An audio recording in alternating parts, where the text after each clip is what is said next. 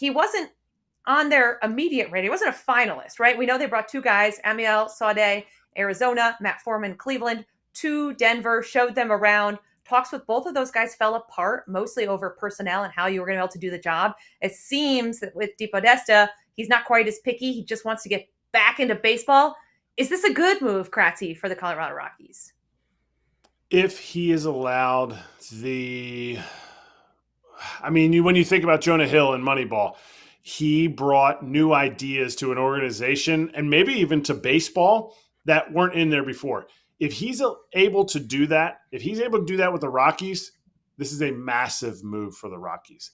The issue with the Rockies the last few years has been they're very insular. They're very much like, hey, we're making a change. Everybody just carousels to the next position in the organization. If they're going with somebody outside of the organization like Paul, his experience in saying, you know what, we need to kind of make a change. The status quo has to change here. Then it's a move that will be huge for the Rockies, because talking to players that have played there, talking to players who have had success there, not just players who were there for like a year, a half a year, players who were all-stars and successful players, they need a change. And they're behind on the times. So Paul DePodesta might be an absolute gold mine for the Rockies. It's definitely changed, but it's not like they went out and got someone that was working within the New England Patriots or Kansas City Chiefs. And look at the record of the Cleveland Browns, like how much he could have brought change there, but nothing really happened. So I just think it's a very Rocky-esque move of maybe trying to think outside the box and trying to get someone that no one else thought of. But I look at people's track record. You mentioned the two guys that they were interviewing before.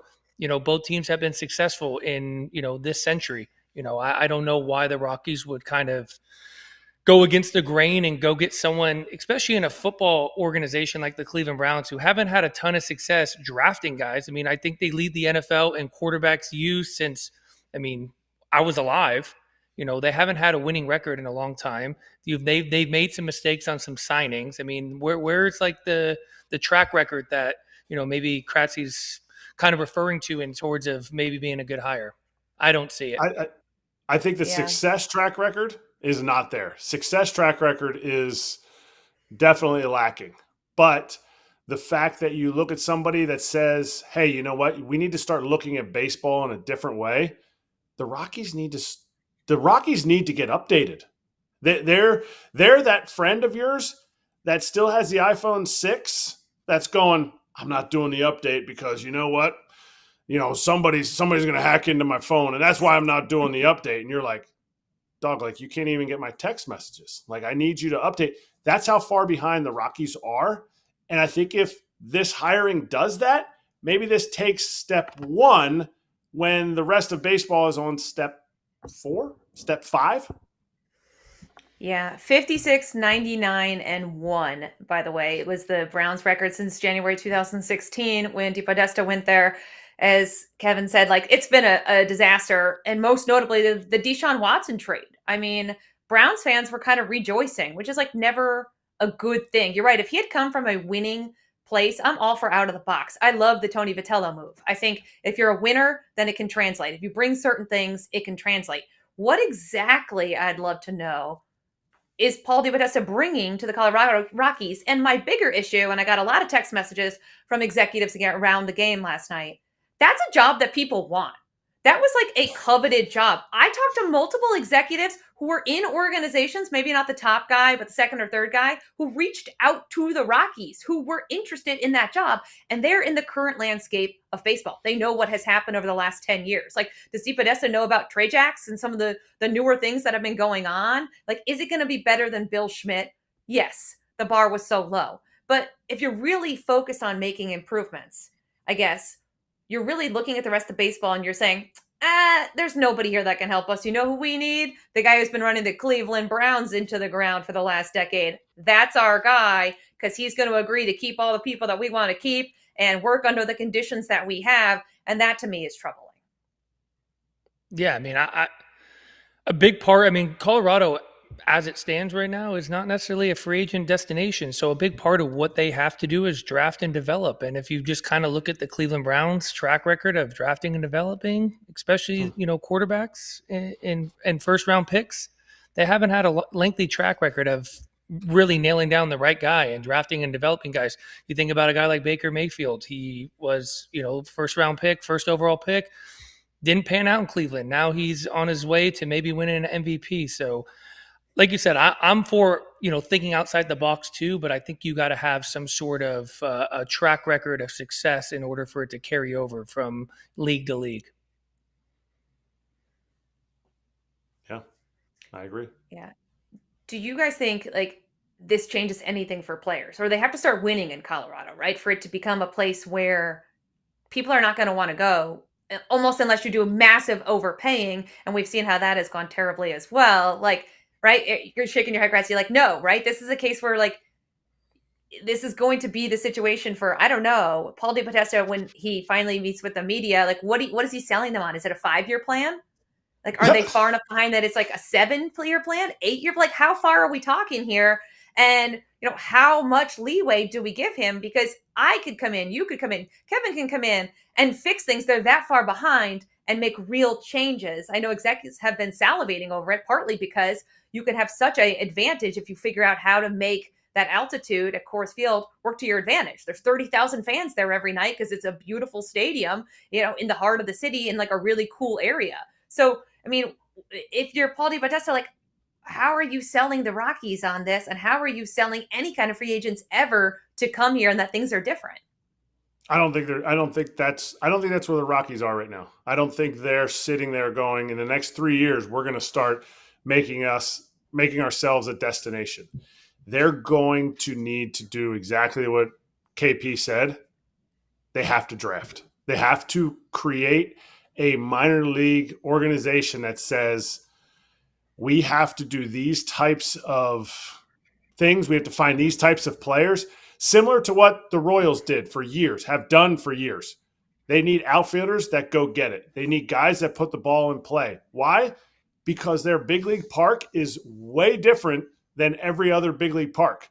And you either say, oh, we're at such a disadvantage in Colorado, or when I'm talking about the Royals, we're at such a disadvantage. It's such a massive park. So many hits fall. In Colorado, because that's what we're talking about, you have to figure out how do you build your team to make Colorado an advantage. And I feel like this regime, this insular organization, like I've mentioned before, has just said, oh, man, like we're at such a disadvantage. Our players don't recover. It's so tough to pitch here. It's even tough for hitters because when we go on the road, no, make that 81 games that you have at home your advantage. And if you're Paul DePodesta, you have to change that organizational philosophy. And I think that happens in the first 3 years.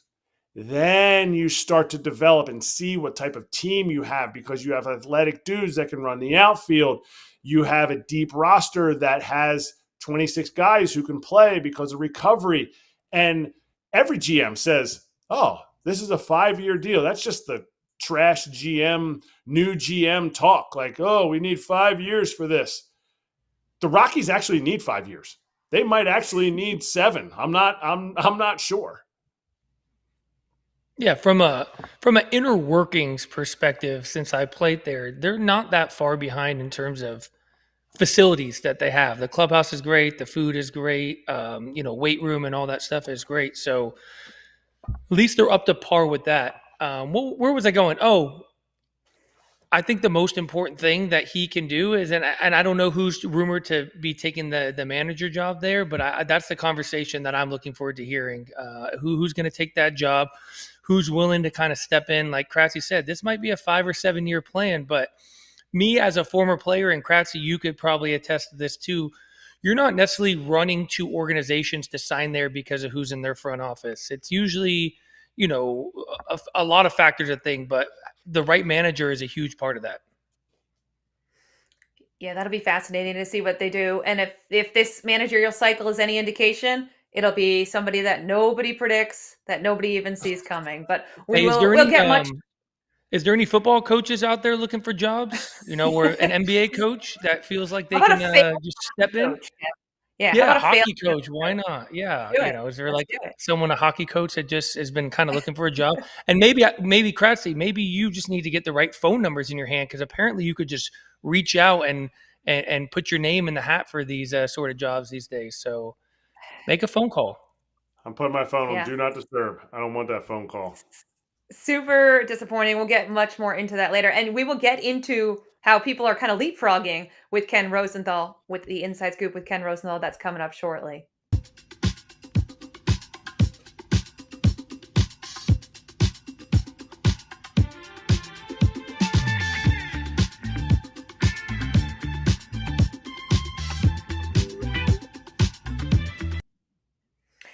The Rays declined their 11. I'm trying to give Peter Fairbanks more money. $11 million option on Peter Fairbanks. He's now a free agent. Per multiple reports, this is a little unusual, guys. They could have just done what Tampa Bay usually does, which is trade him, right? They could have just picked it up and tried to flip him. Are you guys surprised by this? I'm always hesitant when the Rays don't pick up a pitcher's option or trade him. I like Peter Fairbanks. I think he's very funny. I think he's a great pitcher. I think he's going to find a home somewhere and be very effective. But the Rays always have me skeptical when they don't do what they normally do. Yeah, you're right. It's like, don't trade with the Rays. Don't trade with the Rays. I agree with that, but he costs money. And there's a few things that the Rays are allergic to. World Series championships and money. They do not want to pay money. I think this is great for Pete. Obviously, people are going to say, oh, you're a player, all this stuff. Like, I'm not afraid of the peripherals that I think the Rays are looking at, that there was some back tick in some things. And maybe it's because he's on the show and he's, great at what he does. To me, as a closer in the American League East that now becomes a free agent a year early, I love this for him. I love the fact that for him, they did not pick up his $11 million option. And maybe the Rays can't spend $11 million on a closer.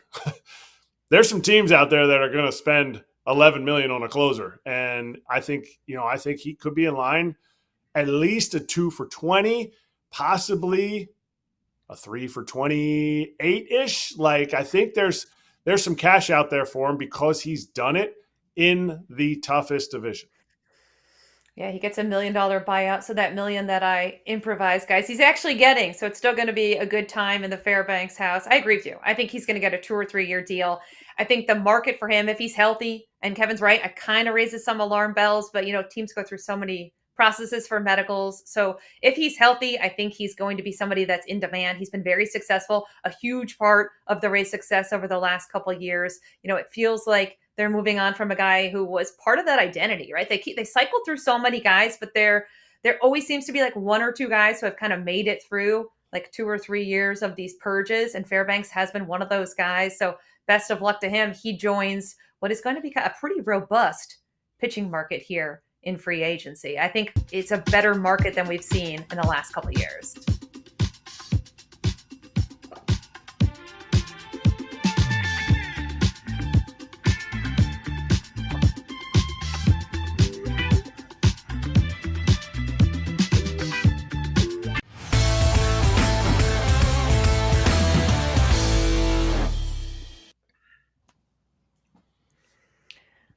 All right, we're back here on the Inside Scoop with Ken Rosenthal joining us. Ken is a senior writer for The Athletic. He goes on Fox as well, nationally on the sidelines. He has Fair Territory here in the Foul Territory Network, and he has the unpleasant situation of having talking to me nonstop, it feels like lately. Ken, how are you? Britt, it is always a pleasure to talk to you, first of all. And it's especially a pleasure to talk to you on this show because usually a host who should not be named or shall not be named is someone who doesn't read my articles. So not only do you read my articles, you help me write articles. We write them together. So it's a pleasure. That is true. I do know what is in the last 2 Ken Rosenthal articles. I got a sneak peek at his column that I really want to ask you about, Ken, because I feel like we were talking about this a little in the first segment. Kratzy put his phone on Do Not Disturb because he's worried someone's going to hire him out of this show to manage a team because he was a catcher. How troubling do you think is this trend? Obviously, DePodesta not being in baseball in 10 years, But beyond that, some of the managerial hires, what are you kind of hearing around the industry about this? I don't know if troubling's the right word. I just find it somewhat weird. Okay. And I wrote the article and I made it clear in the article that, listen, all of these new hires, the ones that are a little bit outside the box, or maybe a lot outside the box, all of them have a chance to succeed. And maybe I'm totally wrong and even questioning it. Maybe Tony Vitello will be great. Maybe Blake Butera will be great. I grant all that. And in fact, I mentioned in the article as well that when Aaron Boone was hired in 2017, I was the one guy who questioned that, saying, whoa, whoa, whoa, no coaching experience, no managing experience. And obviously, he's proven to be a successful manager. But to me, there is a certain path that is followed to these jobs and has been for a long time. It's you're a coach for a long time, you're a minor league manager, you work your way up. And it's not to say that new people from other walks of the industry can't be included in this club, but you're also ignoring a lot of people who are doing it the right way or the common path. And that is troubling to me. It is troubling that people are getting ignored that maybe should deserve a chance. And that is kind of why I wrote it, because I am hearing from people in the industry, not all people, obviously, but some, that this is bothering them, that this is to them kind of offensive, quite frankly. I don't know that I would go that far, but it certainly raises the question, why take these risks with unproven managers, some, well, one at least, from completely outside of professional baseball, when you have qualified candidates all over the place? Now, teams will tell you, well, the pool is thin, it's not as good as you think. I don't know. It seems to me you got a number of people out there who are deserving of a chance and would like a chance. Is this kind of a safe pick by the Rockies? And I have to explain the fact that it's a safe pick because it's somebody that's not been in baseball in the sense that they're going, hey, this is how we've done it. This is how we've had success. And the Rockies have kind of bucked that for a long time that, well, this is how everyone else does baseball, but it's so terrible here in Colorado. So does it feel like, as much outside the box as it is, it's a safe pick for them? It's not as if Paul DePodesta has never worked for a baseball team. He's Yep. worked for quite a few baseball teams and been successful, at least with the Mets for sure, and the A's going way back. So he is a really smart guy, one of the smartest people who will ever work in this sport, I would think. My concern there is it's been 10 years since he's been in the game. And in those 10 years, a lot has changed. Now, as was pointed out to me this morning by someone in the game, hey, he's going to the Rockies. He's got nowhere to go but up. He's going to make that place better just by becoming their president of baseball operations. I buy it. It's still an unusual pick, to say the least. And it's also a pick that came about after the Rockies' two finalists that Britt and I reported about, Cleveland assistant GM Matt Foreman and Diamondbacks assistant GM Amiel Sode, they, for whatever reason, were not in the mix in the end. And it would seem to me that that was the direction they were going, but they couldn't get it done with either one of those guys. And then Paul DePodesta, who they had been talking to as well, he became a more prominent player in their mix. Hey Ken, I played high school basketball a little over 10 years ago, maybe like 15 years ago. You think NBA teams would hire me? I mean, no, but Kev, for real, why not? for real. Albert Pujols. I'm sure I you're know a good he player, interviewed. Kevin. I was average. But I mean, I'm just trying to make the parallel. I mean, I did something in the past doesn't mean I should necessarily do it in the future. But Albert Pujols, obviously did a little bit of work with MLB Network and did the media thing. He went out of his way to go coach in the Dominican, was planning on coaching the WBC team, tried to take the more kind of traditional route in order to get a managerial job. You feel like that's no longer the route that someone should take if they're trying to be a manager? Is there a shortcut? Is there a better path forward? I don't know. Guys like Albert are getting hired. Craig Salmon is a former player who is not that far removed from his playing days. Now, granted, he was a special assistant. Kurt Suzuki, the same thing, also a special assistant. Albert has not been a special assistant. But Albert Pujols certainly is someone who wants to manage. And it's telling to me that there were nine openings, still one left with Rockies, and he's not getting any of them. Now, maybe it's because teams fear his strong personality, and we've talked about this a lot. Teams prefer collaboration with their managers, and I get it. That's the way the game has gone. But Albert Pujols is certainly an interesting guy to hire. Now, he'd also be a tough guy to fire, and that's part of the problem, I would think. And with great players, you don't always get a great manager. I covered a few like that. But at the same time, if we're being so bold here, if we're hiring all these outside the box guys, why not Albert Pujols? Does he re-rack it? Does he re-rack it next offseason when there's maybe only half the managerial openings? I mean, I don't know that we'll see an offseason with so many opportunities for him. Does he re-rack it, or does he say, no, I have to do it differently? I have to do it Ryan Sandberg style, where he managed at low A, high A, double A, triple A, and then he got his opportunity. If I'm Albert, I would say no to that. And the reason is because so many others are getting hired who have not done that, who are not Albert Pujols. Now, he's going to manage the Dominican Republic in the World Baseball Classic. That's another opportunity for him to gain experience. And I would expect that this desire of his to manage is not going to go away. I would think Albert Pujols wants to do something. He's going to try to do something. The question is whether the game will welcome him in that role. I don't know the answer to that. Yeah, I know everything in Colorado's fairly new. Have you heard any sort of rumors of who might take that managerial job? No, not yet. And Paul DePodesta, as I said, and we know, has been out of the game for a decade. So some of the managers he might have hired back 10 years ago when he was with the Mets in his last job in a secondary role, not the lead guy, those guys might not be in the game anymore. Or they might have moved on to other things and greater things. I don't know. So I'm not exactly sure how or who his people might be regarding managerial candidates, but it's going to be interesting to see who he hires because obviously he has connections in the game. He was with the Mets, the Padres, the A's, going way back Cleveland. He has guys, but whether they're available or whether he would still want them or whether they're out of the game entirely, I don't know exactly where all that stands.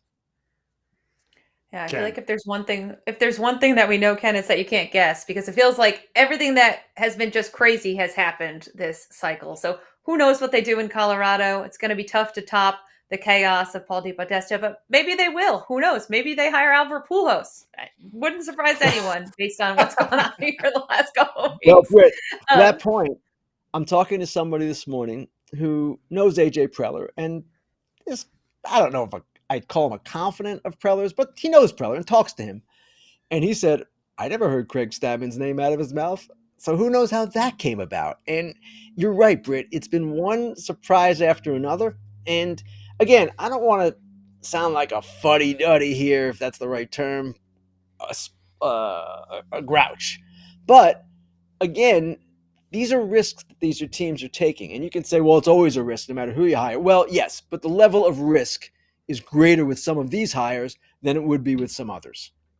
Yeah. And it certainly seems like David Ross, Brandon Hyde, Vance Wilson, Ryan Flaherty, there are candidates that have managed and not managed who are coaching and have experience and have a little a little experience being in the dugout, not as a player. I think everyone is looking for the next Stephen Vogt. People forget that Vogt did spend a year in the bullpen coach of Seattle. And also just because Stephen Vogt did it and was uniquely qualified to do it doesn't mean that there's 20 or 30 other Stephen Vogts out there. This is where I think the industry gets a little too obsessed with copycat and with the success of a guy like Stephen Vogt, kind of meaning that you don't need that experience when he could just be the anomaly here, and not necessarily the rule. So I want to point that out. I want to switch gears though, Ken, because there's a lot of other stuff going on. Qualifying offers. There were some surprises there. Brandon Woodruff with the Brewers, a small market team that you've written about often needing to spend more money, decides that they are going to offer Brandon Woodruff a qualifying offer. How surprised are you by that? And were there other ones that made you go, didn't see that coming? That one was the most surprising. And as you said, Britt, the Brewers are not a team that generally spends at market value or above. And I would say $22 million for Brandon Woodruff is probably above market value considering his health history. When he's healthy, of course, he's a really good pitcher and definitely worked that over 1 year. But because of the history, you just don't know. And with the Brewers, what I imagine they're doing, actually what I know they're doing, is protecting themselves in the hope that some other team will sign him and they will get a draft pick. The problem with that is Brandon Woodruff now has a qualifying offer attached. It makes it difficult for him, or more difficult than it would have been without a qualifying offer. And teams will say, well, I'm not giving Brandon Woodruff a multi-year deal and giving up a draft pick when he has this injury history. So ultimately, maybe Woodruff takes it, and that would be a surprise. Now, you can always trade a guy after he signs with the qualifying offer, but I don't know that that's the Brewers' intent. It just seems to me they're covering their bases here, and the worst case scenario, they get Woodruff back. Maybe it's not a worst case scenario. I shouldn't call it that. But the one option is they get Woodruff back. They are probably at least going to entertain offers for Freddie Peralta. So if Woodruff is back in the fold, at least you have, if healthy, a guy who can carry that top of the rotation spot.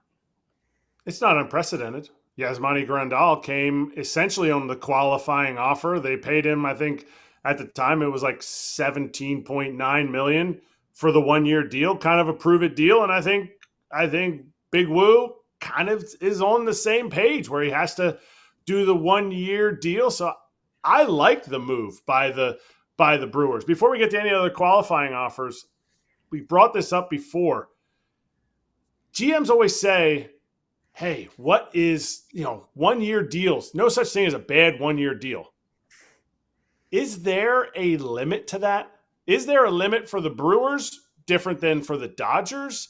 Because when you say 1-year deals, that qualifying offer essentially is collusion by the league saying, hey, this is where we're willing to go 1-year deals. Nobody go higher than this, because if you don't sign the kind of qualifying offer, other teams go to it and they say, okay, well, we'll give you what you would have gotten had you stayed on that qualifying offer. So is there a limit? Have you heard from GMs?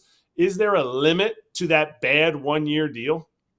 Well, I'm sure there is, and I'm sure it does vary from team to team. The Dodgers have the financial capability to absorb $22 million much easier than the Brewers do. There's not much question about that. So what's surprising about this to me is that a $22 million salary for the Brewers, given their payroll, it's going to take up a certain percentage that is pretty significant. And that is where I was a little surprised. Now, if he rejects it, all good. They get the draft pick, assuming he signs for more than $50 million, then they get a pick after the first round, before competitive balance round A, or maybe it's after competitive balance round A. If that's in the 29 to 32 range usually, and then if it's not $50 million that he gets in free agency, the pick is after competitive balance round B. That's more in the 75 range. Not as great a pick. So it's a little bit of a risk, in my view, from the Brewers' perspective, because I believe he might take it. And that's a high percentage of their payroll again. But as I said, maybe it's in their minds protection for them if they do trade Peralta. And there's nothing wrong with having Brandon Woodruff on your team, especially if he's healthy. He is really good. And we saw that last year. With diminished velocity, he was still really good. All right. Then the one person that did not get a qualifying offer that feels like really blipped my radar, I don't know about other people, Trent Grisham had a 3.5 WAR this season, played a very good center field, and hit some dingers for the Yankees, who have no issue with money. Anything from that? Like, are we able to glean anything from the fact that they did not give him or put a qualifying offer on his name? If I'm not mistaken, he did get a qualifying offer. And Trent Grisham did. Yes. So, right, Britt? So you got it. Am I reading my mind here? Yeah, he got one. I think he did. Yes. Yeah, so Yes, yeah, he Grisham, did. it gives the Yankees protection in center field next year, even though his defensive metrics have declined. And it's a thin group of center fielders, and they've already got Bellinger as a free agent. So with Grisham, at least you lock in. Bellinger, qualifying offer in the past, is not eligible for another one. So this, too, is going to be really interesting, Eric, because will Grisham, with the qualifying offer attached, do as well as maybe he might envision? I don't know. The metrics have declined, the speed has declined, and he's not the same in center as he was maybe 2 years ago, but he's coming off a spectacular offensive year. He is a guy who kind of rebuilt his career after some struggles, which I think is something that should be admired and a testament to his grit and competitiveness.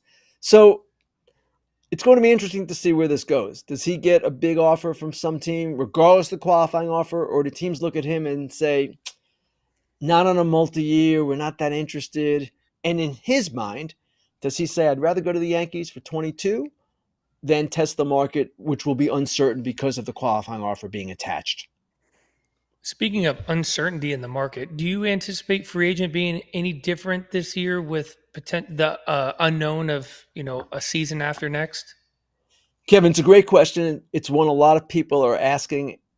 And I would think in certain cases, perhaps it will have an effect. But in general, I don't see teams operating differently. And nor do I think they should. The fact that there is the potential for a lockout and one that eats into the 2027 season, yes, there is that possibility. We all know that. Is it likely? I don't know that it's likely. And let's say, I'm hoping against hope perhaps, but let's say we don't miss any games, and let's say the season in 2027 goes off as planned. You're going to want players. The players that are available now, you're going to want them in 2027, the good ones. So if I'm a team, I would not operate with fear of that negative. I would operate as if things were going to be status quo, and if they are not, okay, but you still have that player under control for whatever becomes of the 2027 season and beyond, assuming he is on a long-term deal.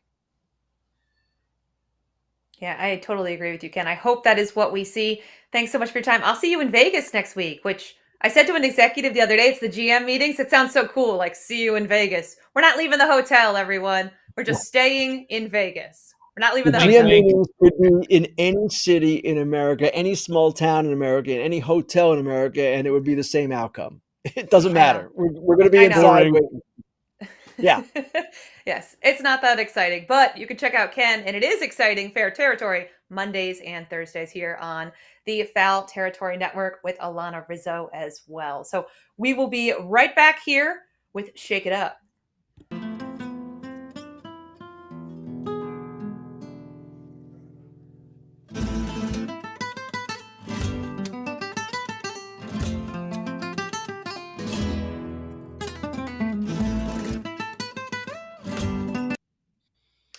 All right. Asked about starting pitching, Ross Atkins said the free agent class looks, quote, a little bit better than usual. And he said the Blue Jays have already begun some trade talks about starting pitching. That's pretty encouraging.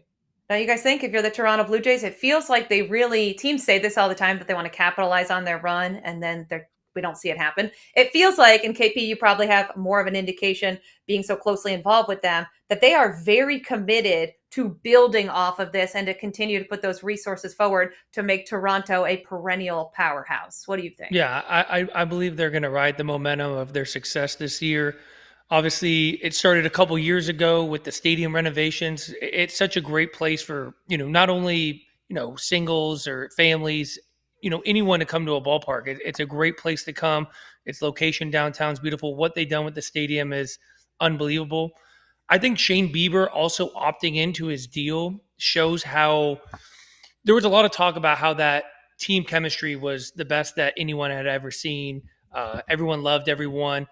For Bieber to come there, get traded there, only really spend 2 months there, pitch good enough in a lot of people's opinion to be able to go out and test the free agent market, get a longer term deal, more money, really shows what they had there was really special, that people want to be there. And I think Bieber is maybe showing a lot of other players, like Toronto is a destination where a lot of players want to play. And I think, Ross and Mark coming out and saying what they said and really trying to strike when the iron's hot and make trades or go out and try to sign free agents right away, because the foundation is really the core of guys, and the foundation, starting with Vladdy, is there. And not everyone's window always opens entirely. I feel like the window for them is open, and I think they're going to do whatever they take, and I think they have support from ownership. When you're making decisions for your team in the future, you can't go recency bias. You can't be like, oh, we made the World Series, so we must be a really good team. You have to go with, like, what have they done? Consistently, they have done, even when they were bad, they went out and got the best pitching. They solidified their defense. I think they took a step back because they got rid of a guy like Matt Chapman, who was anchoring third base. Then they were like, you know what? We are really good at defense. Dalton Varsho is going to be healthy. We went out and got Andres Jimenez. So you have 2 Platinum Glove winners. So if you're a starting pitcher, all that you see from Bieber, all that you see from the postseason, you're like, this organization likes pitching and I want to be there.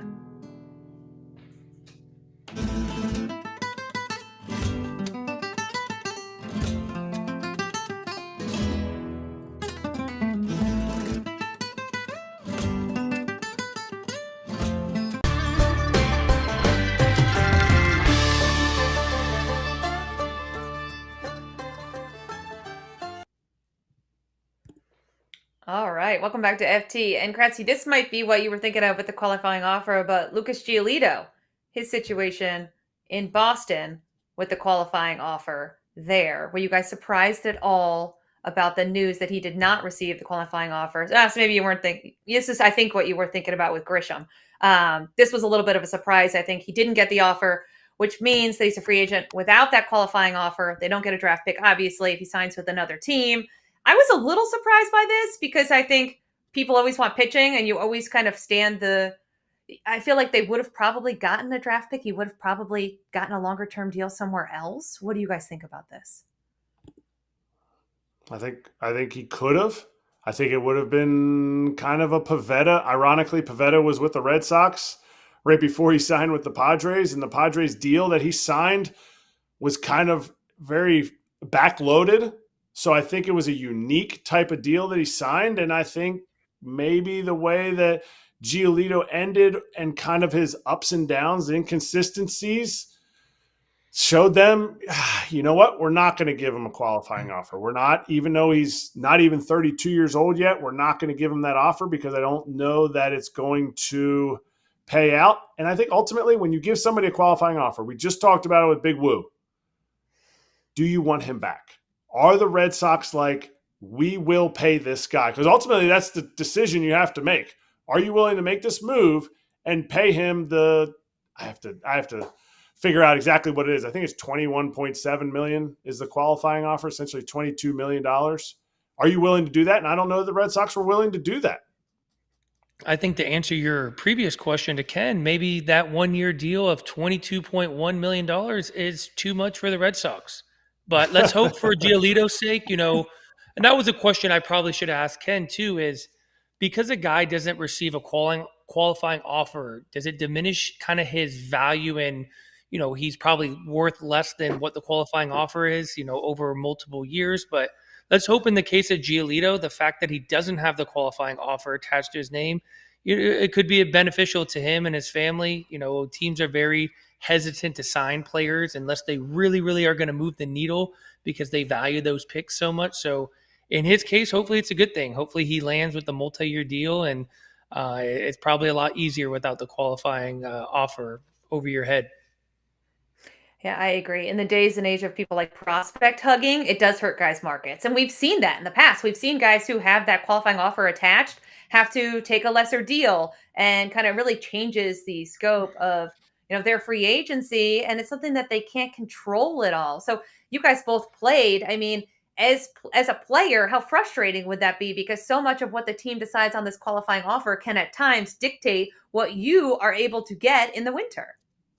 Yeah, I mean, I wasn't fortunate enough to really put myself in a position to have a qualifying offer, but I would be extremely frustrated because in no sport is it harder to reach free agency.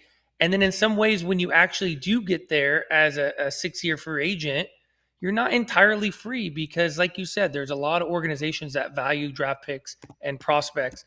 And, maybe you're not entirely, bidding against every team because there's some teams right off the top that say, nope, you have a qualifying offer, we're not going to offer you a deal.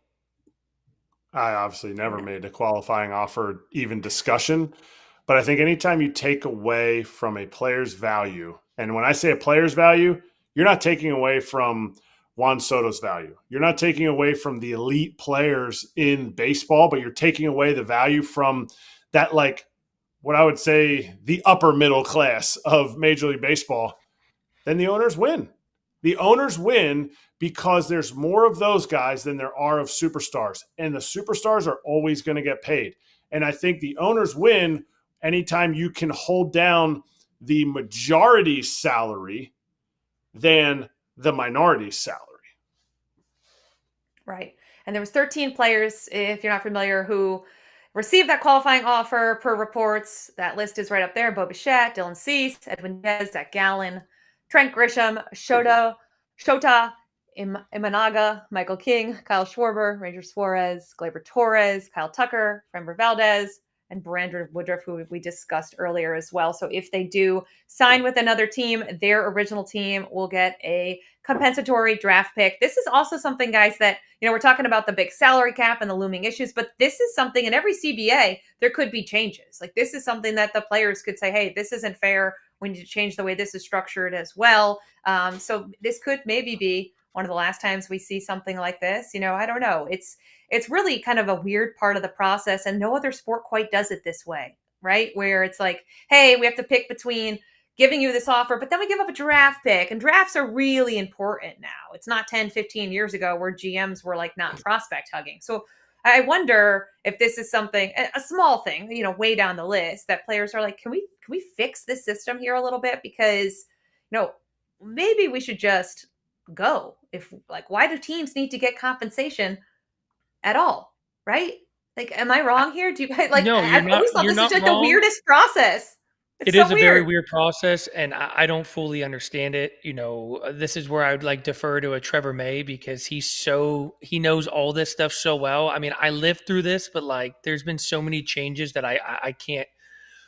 Obviously, in negotiations, you're giving up something to give something. This was one of those things that was given up, but it just feels weird to me. I'm thinking about like Bo Bichette, guy drafted and developed by the Toronto Blue Jays, does his 6 years, and then you put a qualifying offer on him. Is it like a way of letting the fans know, like, hey, we still care, but if he goes, at least we get a draft pick? It's really weird to me. And as a player, if I was in that position, I would be a little bit frustrated, because, like I said, a lot of teams don't view you as entirely free when you have this kind of thing weighing over your head, and teams love draft picks and prospects so much. Even if it takes away from one team that's willing to negotiate from you, you work so damn hard to become a free agent in baseball. I just don't think it's right. I think it's a big miss by the PA, by the Players Association, for not seeing the future of how this will be used by the owners, by the front offices, because that is, you essentially have one opportunity to go to free agency as a player. If the big if you make it to 6 years, you become a big league free agent. And that is tough to do. And for that to even be squashed more, it's almost like they're saying, okay, yes, you made it to free agency, but it's like another year that you have. But, and when you're talking about negotiations, you have to be cognizant of the fact that owners and GMs and front offices will always be there. Players get one career, and it is quick. It goes by super fast. KP knows it. He was just playing this year, and now it's over. So anytime you give up anything like that, you're really squashing your opportunity to earn the most that you can in a sport that is tough to play. It's tough to earn too. Really tough to earn in this sport, because I mean, your salary's set for your first 3 years, and then you go through an arbitration process, which has its inefficiencies as well too. And then you finally get out of that arbitration process, and you finally want to be free, and you're not entirely free. I think it's a miss. Hopefully, it's something that it's not just me as a former player in Kratzy. Hopefully, the current players right now kind of see this as something where, is it worth a lockout over? No, but it's worth having a discussion over, like maybe fully understanding what was kind of given up for this, maybe talking to people within the union, like, why did we kind of come up, or why did we agree with this qualifying offer? And I know a lot of it probably has to do with smaller market teams, drafting and developing guys, and them really never having a chance of re-signing a guy, which in theory, every team has a chance to sign whoever the heck they want. Smaller market teams don't choose to sign players. It's their kind of reward of, hey, you did a good job developing this guy and, holding on to him for 6 years. But as he walks out the door, we're going to give you a little gift, a draft pick. Yeah, exactly. I agree. You heard it here first on FT. Change it in the next CBA, guys. Find a little time, carve it out, make it a little better. We will be back shortly with new O's manager, Craig Albernaz, who has maybe the best accent in baseball. We'll let you know in just a few.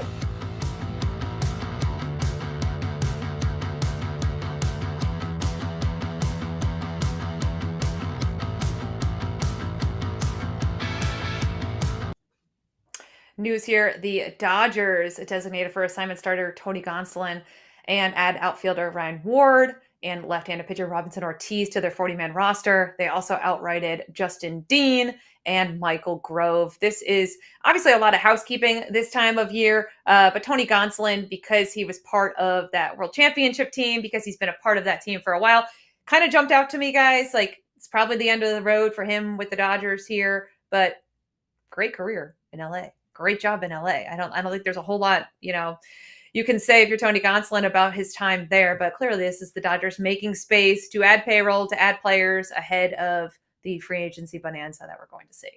I would be in line if I was a major league GM of wanting that guy to be on my roster. When healthy, he is as good as it gets. I mean, is he quite a one? No, but he's a really solid addition. Up until his recent histories, he's been a guy who's been able to take the ball. And I think he's got really, really good stuff. So if I'm a GM out there right now, he's a guy that I'm on the phone with right now, seeing whatever it takes to get a deal done, because I think he can help a lot of teams. Some of these options, some of these DFAs and that kind of stuff really work out for the player, because where are you going to slot in with the team that you're at? And even if, maybe you get traded, you're still on your current contract. Now these guys, normally most of these guys, like when we talked about Pete Fairbanks, you have an opportunity to get a little bit more of a lucrative, longer term, maybe more guaranteed money. And it just adds a layer of security for your family.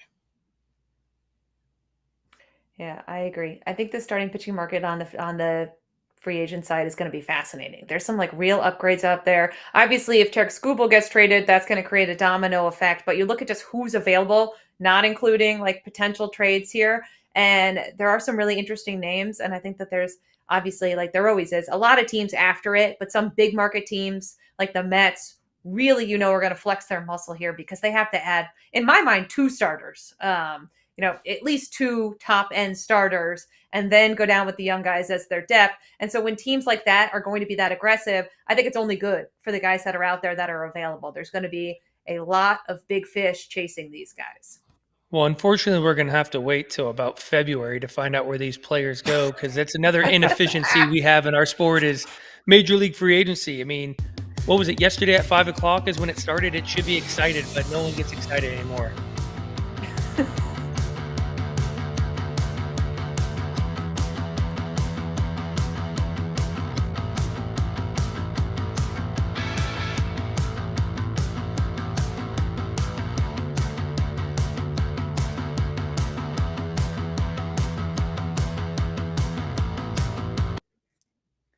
Welcome back to Foul Territory.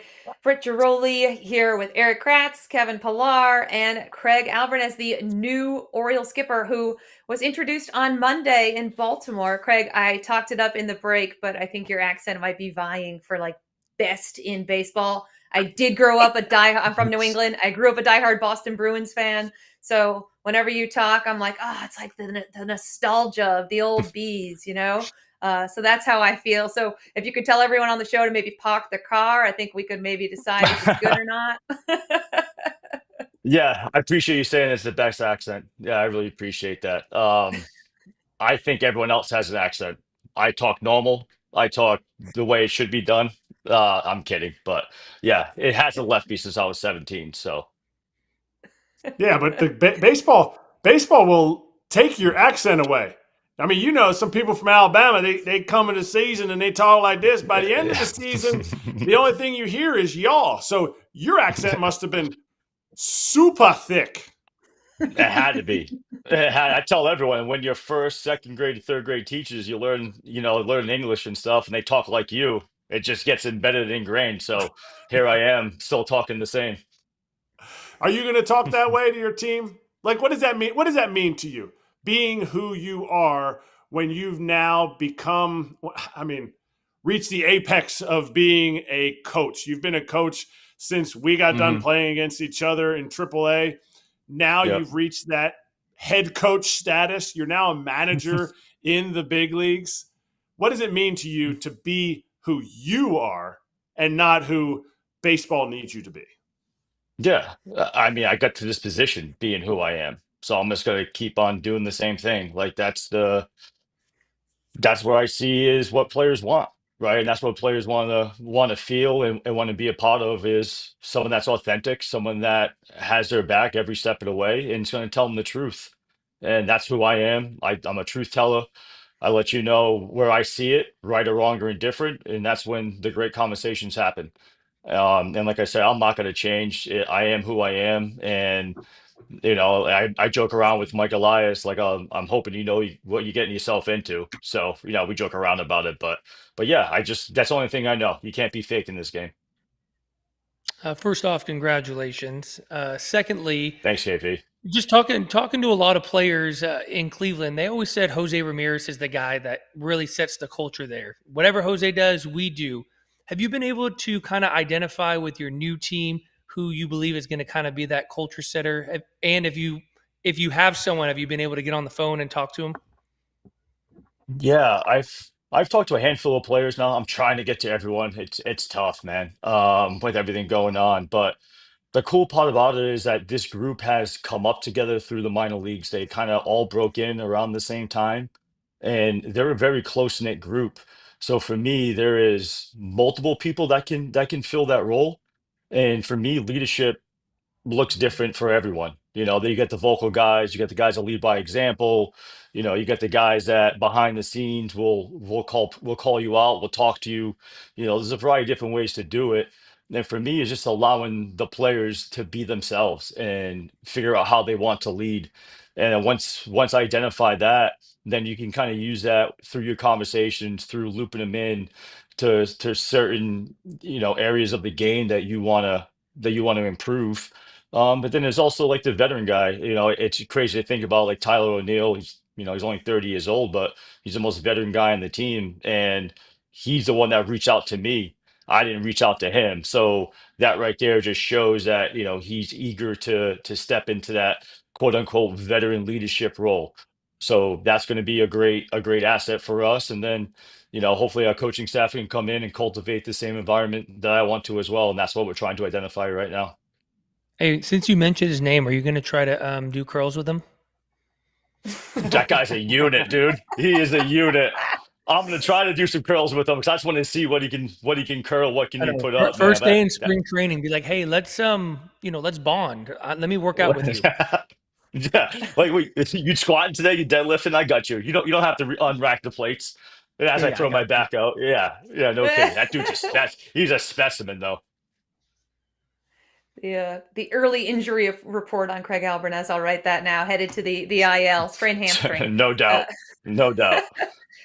Craig, as I'm sure you're aware, the Orioles have not won a playoff game in a decade. There's been a lot of fan unrest because they went through the rebuild. They won the American League East, and then they really had nothing to show for it in terms of October wins, and kind of making the fans feel like sitting through all of that was worth it. Often the manager job inherits like a rebuild, but you are inheriting a team that really is set up to win now. How does that change the job and how you go about learning on the job? Because there's not a whole lot of easing in like there would be if you say we're taking over the Colorado Rockies. Yeah, I mean, to me, every team, every player, when they show up to spring training, the goal should be to win the World Series. Like if you're in that locker room and you don't feel that way, you shouldn't be in there. It doesn't matter what team you're on. Like the ultimate goal for every player to start the season is to win the World Series. So for us, that doesn't change, and for me, it doesn't change. And for me, the only way for our guys to do that is for them to be themselves, use their strengths, and then play together as a unit. It's such a grind of a season. This game is so hard. As KP and Kratz, like 162 games is the hardest thing to do in sports to navigate that season. And then when you punch your ticket to your playoffs, that's the fun part. But you have to get there first. And to get there, you have to play baseball.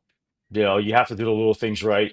You have to grind out at bats. You have to, get bunts down, because ideally, 9 guys in the lineup, you want them to all feel great. but we all know that's not going to happen. And also, if we go out and hit 12 home runs a game, sign me up. But that's not the world we live in. So we have to do the little things to compete and win every day. And that's going to be the mindset is like, what can we do today to win tonight's game? Yeah, we all know, everyone in baseball knows Stephen Vogt's a special person. Look no further than what he did for you yesterday. Obviously, a good friend of mine, was one of my most favorite teammates.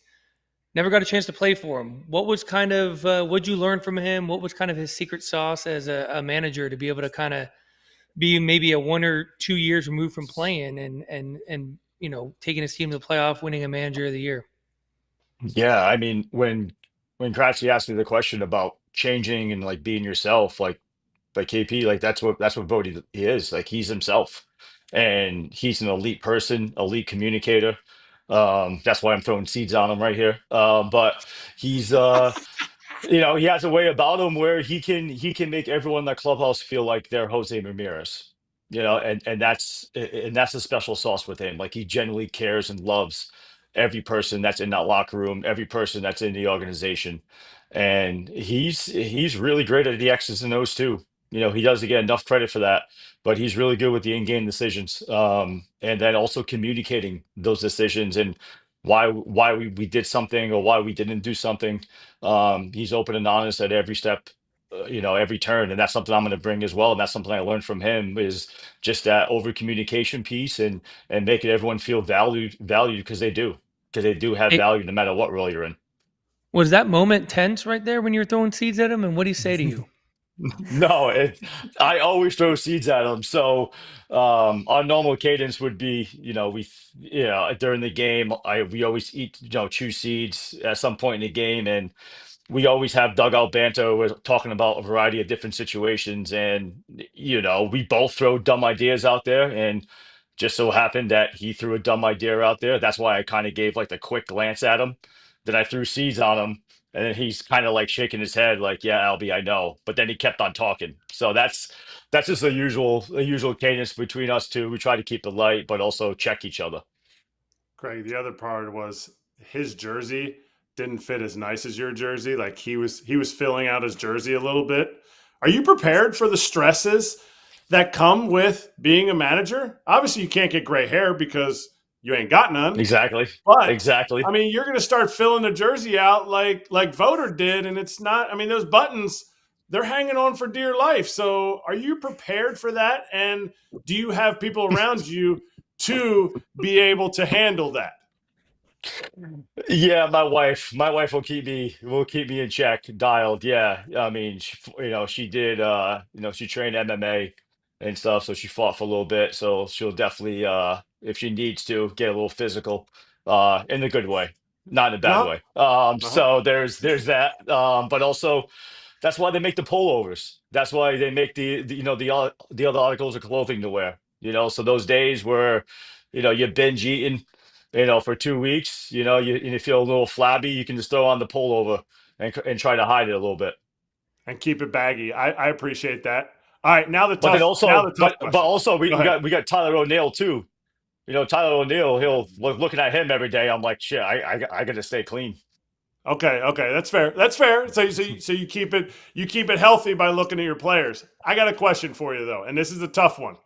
All right, this is your first tough question as a manager. You came in and you brought in Dustin Lin as your new hitting coach. The hitting coach that was there is going to get a lot of flack for what happened with the organization. Hey, you know what? This offense didn't do what they needed to do, all that stuff. How hard of a decision is that when you get rid of a guy who was there and worked with some of these guys coming up through the minor leagues, some continuity? And really, the Orioles didn't win because their pitching was trash, but you bring in a hitting coach. How hard is that first decision bringing in somebody that you know and are comfortable with? I assume you guys were together in San Francisco, if I'm not correct. Yeah, How hard is yeah, that? we were. How hard is that? Yeah, I mean, to be honest with you, Kratzy, it wasn't that hard because that move, a lot of coaching moves were made before I got the job. And Okay. so I came in with I had a we had to bring in a new hitting group. And Dustin Lin was the first name on my list. I was around him in San Francisco. He has a very diverse background. I mean, he's a, formerly a physical therapist. He's a doctor, so he knows everything to know about the body, and he's also knows the swing, knows the hit, has, teaches a variety of different approaches. Like he's a really a unicorn hitting coach. But then also he got to be in Philadelphia and get to work under Kevin Long. We all know Kevin Long. The dude's one of the best hitting coaches ever. I mean, just look at his track record. The dude's a elite leader and a communicator and can teach hitting. And being in Philadelphia with that group of players and learning on the K Long, like it to me was a no brainer to bring him in. Like he's ready for this opportunity. And our players are going to be communicated with every step of direction, and he's going to cater to them. Like there's not going to be a one size fits all approach. And that's something that really excites me about bringing Dustin Lin in, and the players' feedback so far is that they're fired up about it. Craig, I gotta say I'm a little disappointed because you signed on and your 2-year-old daughter Gigi, who I was at the press conference Monday, she was the highlight, was there, and she's not here. So I want to know, is she taking a nap? Napping. Much She deserved is rest right napping. now. It's that afternoon nap time for Gigi. It was such a cute moment. I think we have a little video to show of her, but the whole family, I'm sure this was your wife wearing the matching shoes, the little Orioles Yeah. outfits. For those who are not there, Orioles owner David Rubenstein picked up Gigi, the youngest of three, to put her on Craig's lap during this press conference. It was a really sweet moment. Is she excited to go to Baltimore? She probably doesn't really know what's going on, but it seems like your 2 older sons are very into baseball and what you do. How ready is the family to be in Baltimore long term and to switch all their stuff to orange and black? the, they are excited. Both of my boys initially were not. They were upset that we were leaving Cleveland. Like, what do you mean? Like, we're not going to see. Like, obviously, Bodie has kids, and not going to see his kids, and also the players. Like, what do you mean we're not going to see Hosey and David Fry and Hedgie? But then they start to realize, like, oh, this is a good thing. So they're fired up, and little Gigi, I mean, she's the best. She can have whatever she wants. And then when David picked her up, I was like in my head, I was like, David, do you know what you're doing? Like this is going to be this could go a variety of different directions. So they're fired up. It's great. It was such a great day. I mean, for me, honestly, that's something that I wasn't looking forward to just because it was like a whole day about me. And that's something that is not in my personality. So, but the way they incorporated the family and made my family feel welcome and all the little stuff behind the scenes. It was such a great day, and I'm glad that the world got to see Gigi and how great of a kid she is and how lucky I am. Yeah, I Yeah, have speaking of, I have sorry. 2 little boys, Craig. No, you're fine. I was worried for you when she went up there because I was like, "Oh, this could go really well or she could have a total meltdown here on the podium." So as a toddler Well, parent, I was sweating it out for you, but she was excellent. It was excellent. yeah, yeah. My two boys are sitting in the front and they're looking at me. They're like, "Can I come up? Can I come up?" And I'm mouthing to them like, "No, you can't come up yet. No." And I'm like, as like David's talking and Mike's talking, I'm like, "Oh no, this is got to get chaos real quick."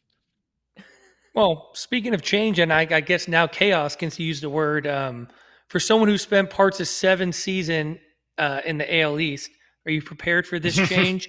And seeing the Blue Jays, win the division, obviously get to the World Series, has to, serve as some sort of motivation, knowing that if you're able to get out of the AL Beast, which we like to call AL it, Beast. um, Hmm. you got a good chance of running the table. Yeah, I mean, it is. It's a gauntlet of a division. But it's also so much fun. I think as a competitor, as a baseball fan, like that's something where you want to be. Like you want to go up against the best every night, which is what this league is. And everyone in this division is ready to win every year. And that's the best part about this place. And that's the challenge of it and the beauty of it. And even coming up as a minor leaguer in the Rays organization, that's something our old farm director used to preach to us all the time was every time we're competing against someone in our division, whether it's ping pong, shuffleboard, pickup basketball, whatever it is, like we're trying to beat them. And that's something that I've had my upbringing growing up as a player in the minor leagues and also as a staff member. So the opportunity to jump in here and jump in the AL Beast, which is real, It's awesome. And what the Blue Jays did, they were in last place last year, and in the division. Now, go to the World Series and take it to 7 games. What a great series it was to watch. It was just, it's great for baseball, and being able to jump right into that. It's exciting. Thank you so much for joining us, Craig. Best of luck in Baltimore. We really appreciate it. And good luck. Thanks, guys. Yeah, thanks for having me on. Appreciate you. Yeah, of course. Coming up, Cody Stavehagen is going to give us the latest on what is going on. He'll tell us what we need to know about Munetaka Murakami in just a few minutes.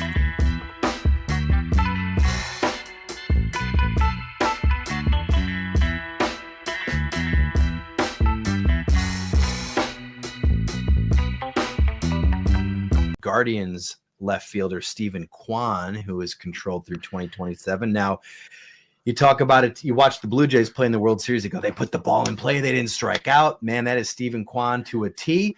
But you look at his last year, he was like a below average offensive performer. He really fell off from 2024.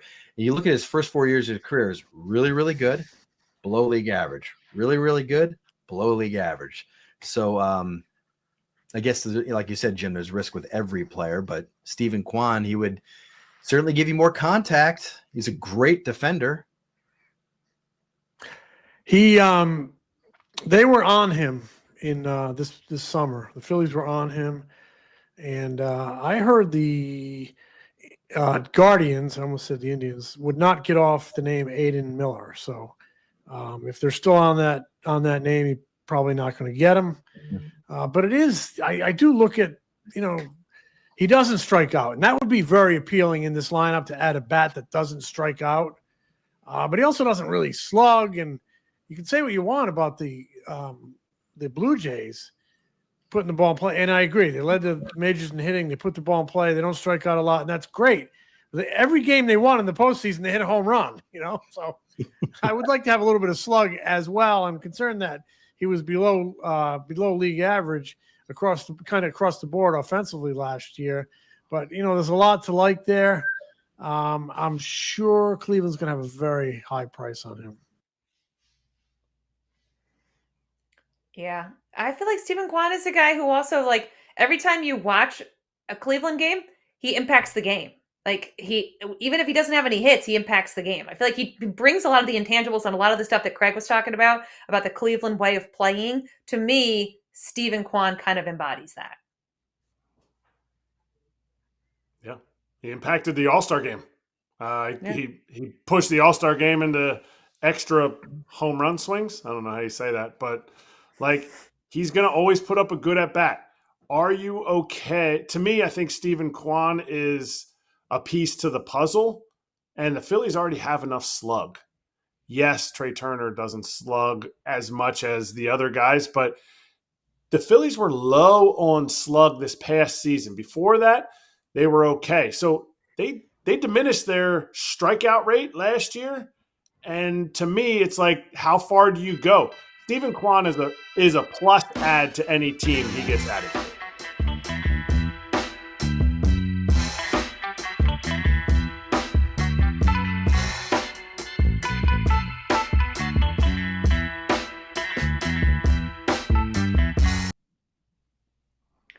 Welcome back, Foul Territory. Erik Kratz, Kevin Pillar, Britt Ghiroli here with you. We have Cody Stavehagen, who covers MLB and the Tigers for The Athletic. He also co-hosts Tigers Territory here on the Foul Territory Network. Cody, how are you? It's good to see you. Hey, yeah, doing all right, guys. How are you?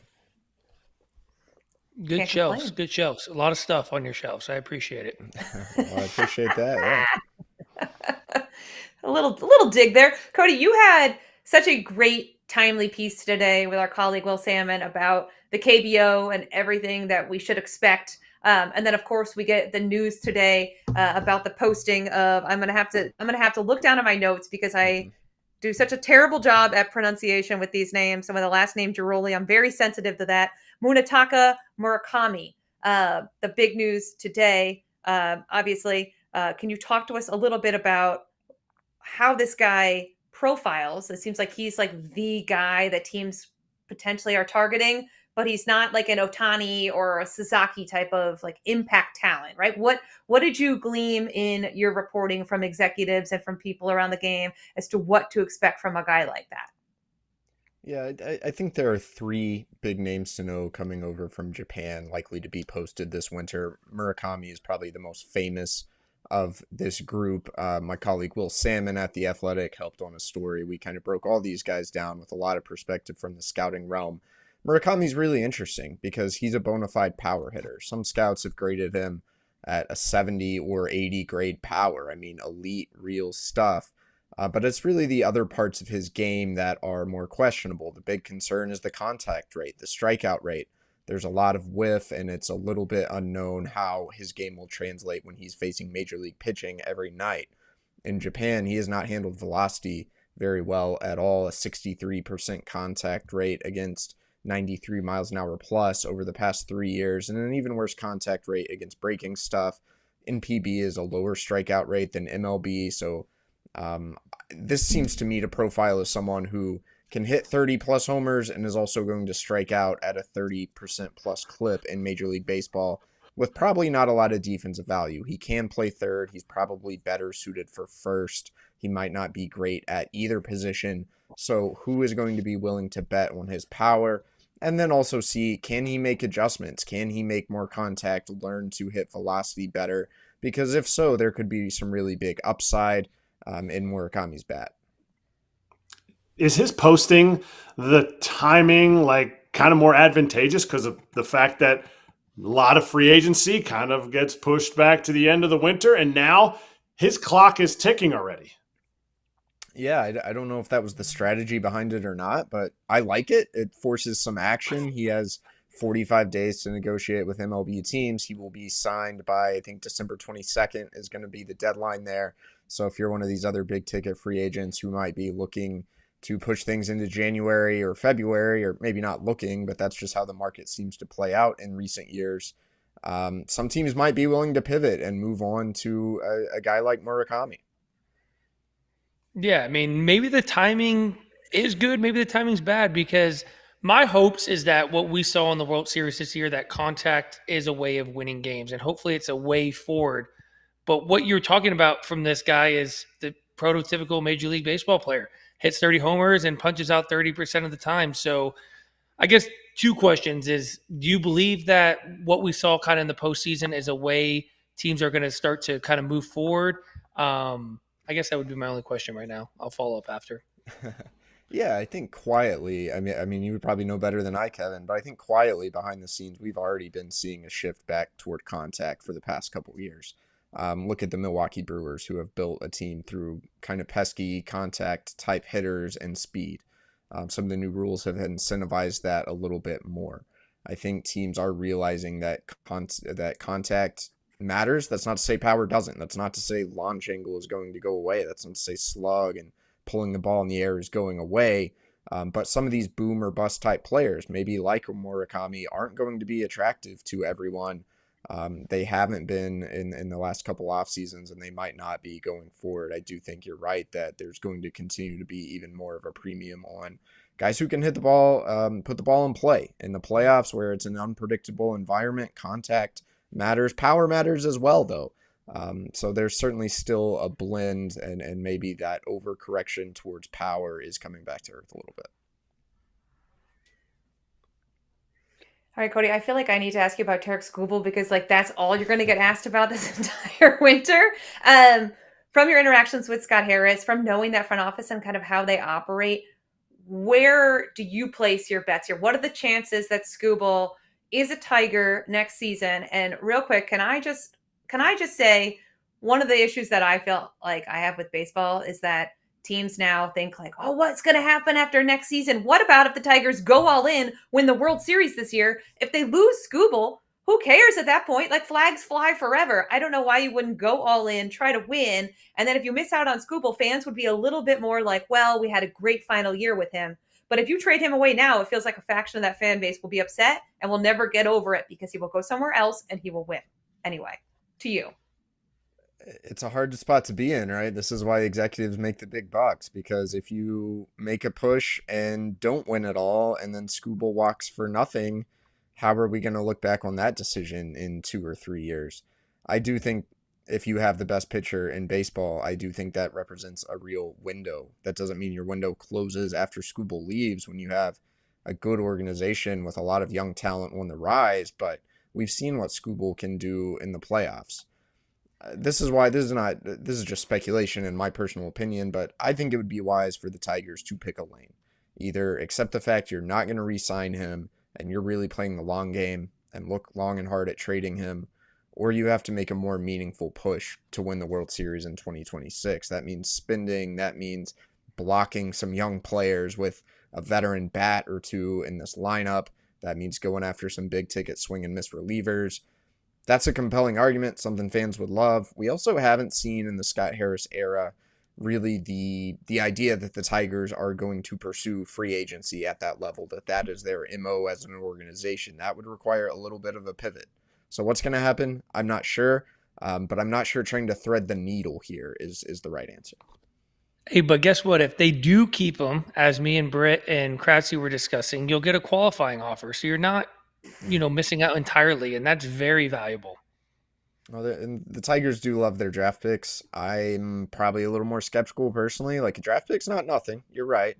But the value of a compensation round pick compared to what you could get if you traded him right now, the trade return is obviously better. And I'm not saying they should trade Scooble, but I'm saying I understand that thinking and why it seems like a decision point for the Tigers this winter.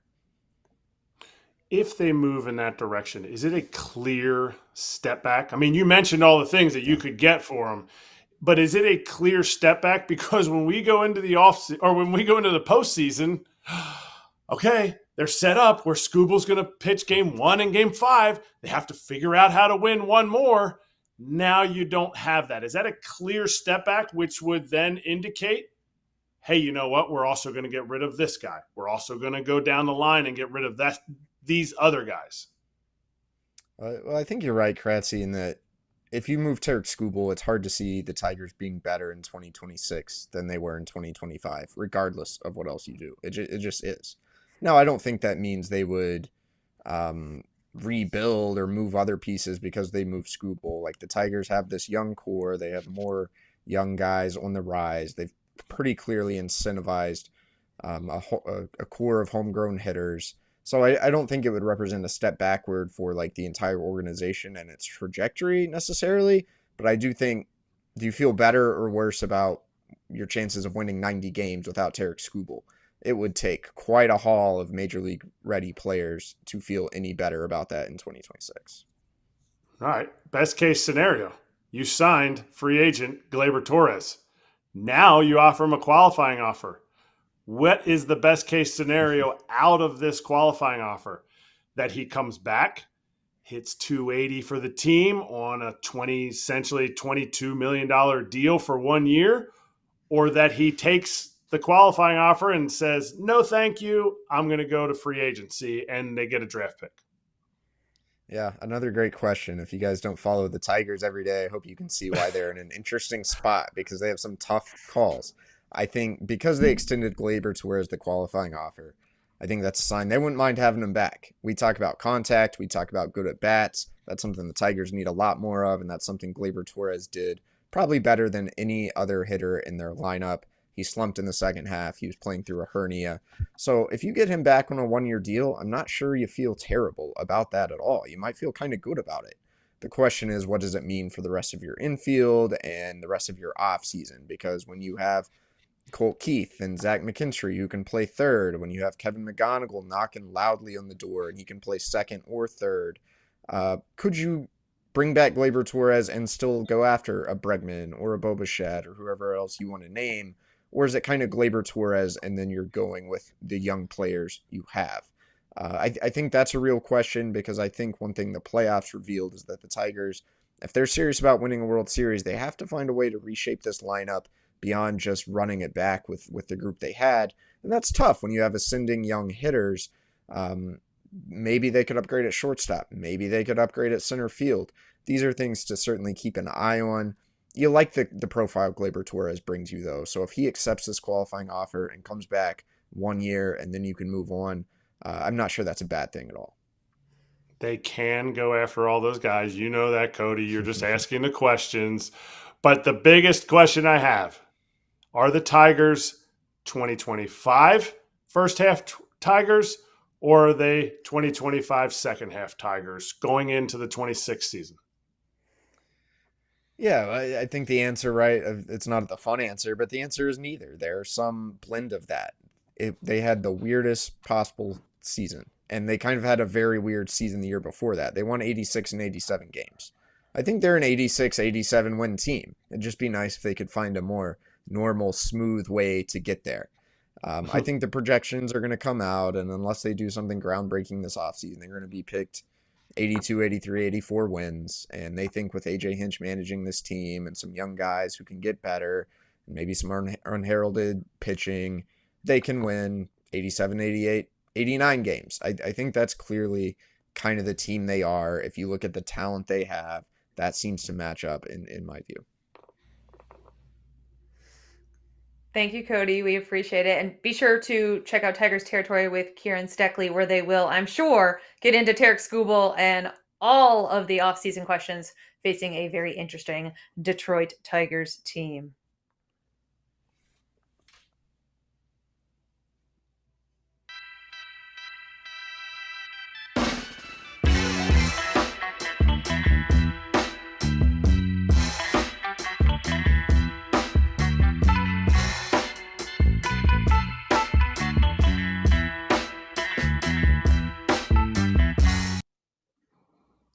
Oh, who wrote this? How did Mike Trout, the best player of his generation, fade away? I did not know we were discussing this. Is my column from earlier in the week about something that's been bothering me, guys. And I talked to Derek Jeter and Cal Ripken Jr. and other all-time greats about this. Does your perspective of Mike Trout change knowing that he has not won a playoff game, and that as it stands right now, even if he got there, wouldn't be that Mike Trout again. So he had that 10 years of dominance, and it kind of feels like he's faded away in the saddest way for baseball. So I want to know for you guys. Tell me how you feel. Tell me how you really feel. Jeez. I feel sad. I feel sad because I feel like my mom was a big baseball fan the other day. Was like, Mike Trout is so overrated. And I feel like people say that a lot who just don't understand how good he was for 10 years and how much nobody knew he was good for 10 years. That's the problem. Now baseball is at an all-time high in viewership. We've got all these stars. It's never been easier to make the playoffs. And we've got Mike Trout doing nothing but testifying in a wrongful debt Tyler Skaggs suit with the Angels. It's the only time you'll see him in October. I think it's just a really sad story for baseball all around. Free Mike Trout. I think it's time. He doesn't want to be free. I think loyalty is a great quality to have. I'd like to think I'm a very loyal person. It's probably my tragic flaw is when you're in with me, you're in with me. And I'm never breaking free from that. And Mike has obviously proven that he's very loyal to the Angels, but what have the Angels ever really done for him? They haven't really built a team around him. I know they had Ohtani for a short amount of time, but they haven't really built a team around him. I think, and maybe Mike doesn't want to leave. Why would you want to leave Southern California? Live in Newport Beach. It's great. But I think Mike is deserving of being on a team that is going to go to the playoffs. I know there's one team that Mike would be willing to go to, and that's Philadelphia, so he can be close to home. So maybe it's time they try to figure out a deal to get Mike to Philly and allow him to play in some postseason and allow his greatness to shine once again. I mean, I guess the saying is, if you know, you know. But I think sometimes in baseball, if you don't know, you don't know. He's never been in another organization. Ever. And we clamor for guys to stay. We clamor for Clayton Kershaw. Don't sign with the Rangers. I know you'll go home. We want you to stay in an organization. We want to see Mike Trout on a team that's in the playoffs. Mike Trout had 453 at-bats last year, and he had 26 homers. I still think there's more, even though Britt wrote an article saying there isn't. Did I? I did not say that.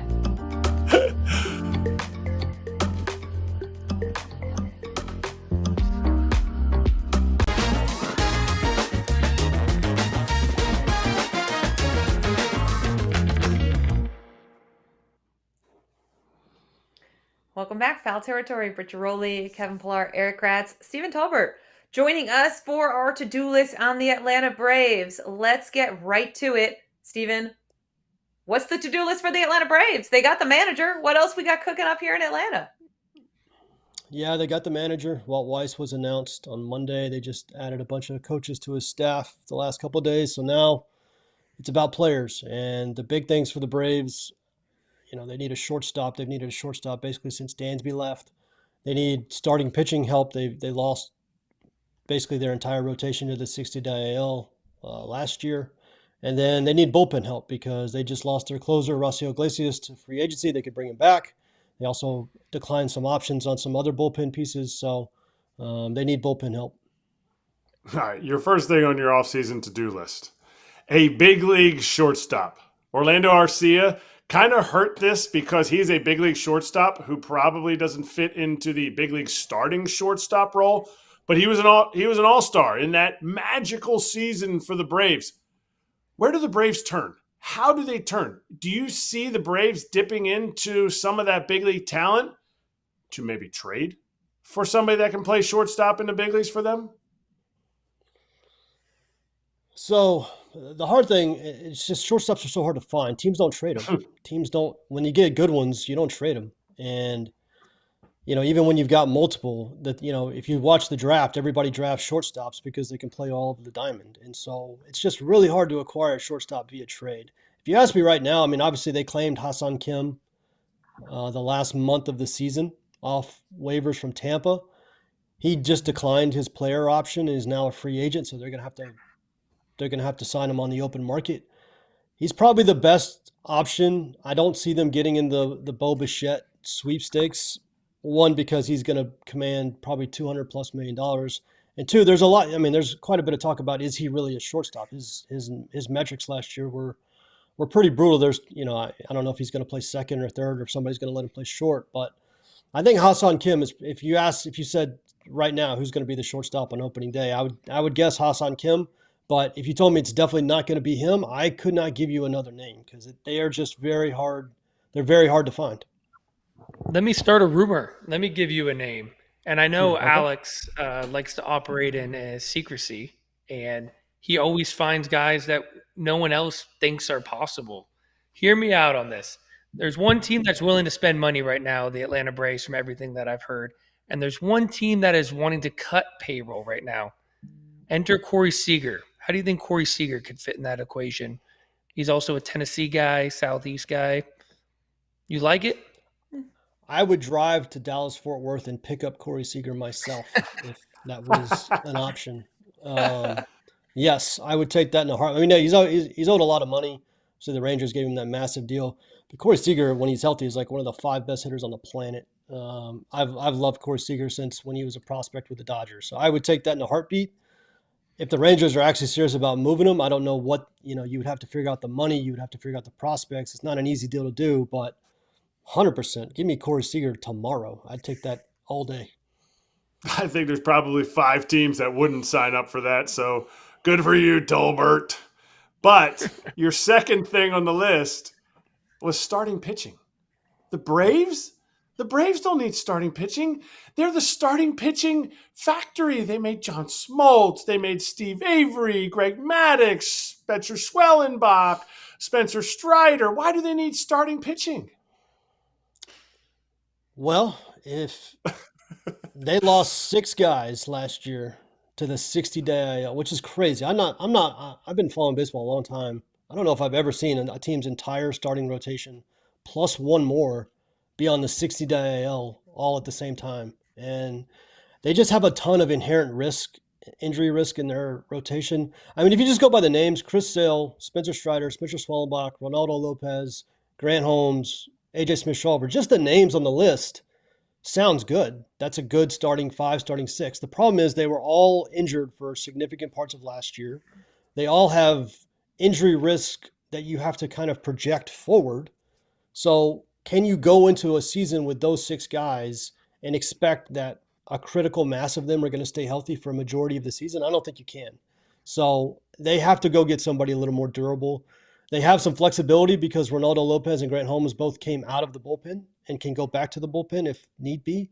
And that's what the Dodgers did last year. The Dodgers are, they solved the problem of trying to keep pitchers healthy by just adding a ton of depth, ton of depth.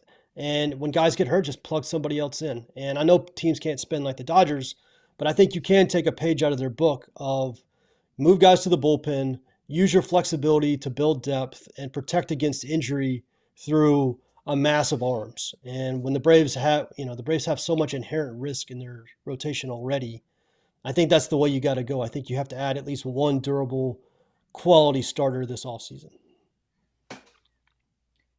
So the Braves freed up a little payroll by declining options on 2 of their top relievers. Were you surprised, though? Because now on your to-do list is that they need bullpen help. So, I mean, in particular, I think the Tyler Kinley move, because he was so good for them, was a little bit of a surprise. Do you think that they would look to re-sign either of those guys at maybe longer deals that are a little less AAV, or are they going to look elsewhere on the market altogether?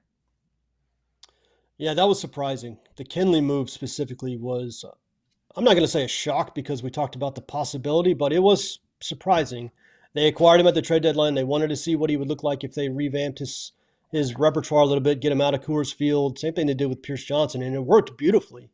And they had this relatively cheap option of $5 million, and they just declined it yesterday. So on top of the fact they declined Pierce Johnson's option, Rafael Iglesias is a free agent. Joe Jimenez missed the whole season with knee injury last year. So the bullpen is just up in the air. And I'm fascinated to see what they're going to do. At this point, they're probably going to have to add like 3 or 4 relievers at this point, including a proven closer. So to answer your question specifically, I would not be surprised if they tried to bring Kinley back.